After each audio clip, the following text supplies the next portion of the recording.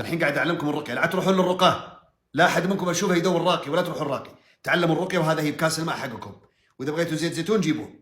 والله ثم والله ان شاء الله ما تحتاجون راقي، ولا يبقى في اجسادكم لا سحر ولا حسد ولا عين ولا خوف ولا هلع ولا امراض، حتى الامراض العضويه كسرطان، اورام ليفيه، كل شيء يروح باذن المولى سبحانه وتعالى. ايش بنسوي؟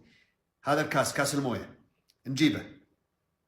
بسم الله أرقيني من كل شيء يؤذيني ومن شر كل نفس أو عين حاسد الله يشفيني.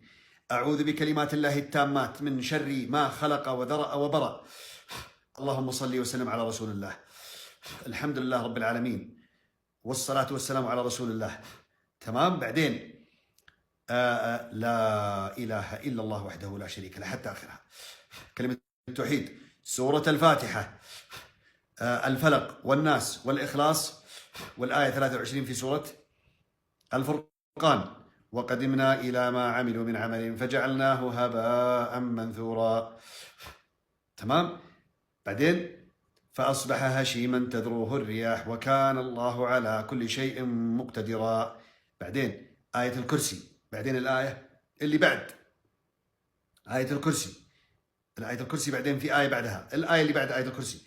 الله ولي الذين آمنوا يخرجهم من الظلمات إلى النور والذين كفروا أولياؤهم الطاغوت يخرجونهم من النور إلى الظلمات أولئك أصحاب النار هم فيها خالدون.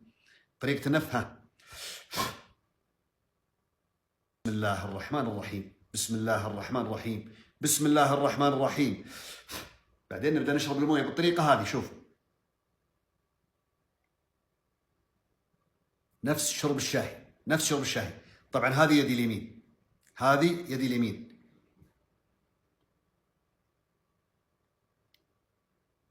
بسم الله، بسم الله، الحمد لله رب العالمين. سويتوها ولا ما سويتوها؟ اللي سواها منكم الله يعافيكم، اللي سواها منكم يقول سويت، يشرب من الماء وشوف ايش بيصير معكم. ابى انزلها بحسابي، لكن انتم نزلوها، انتم صوروا ونزلوا.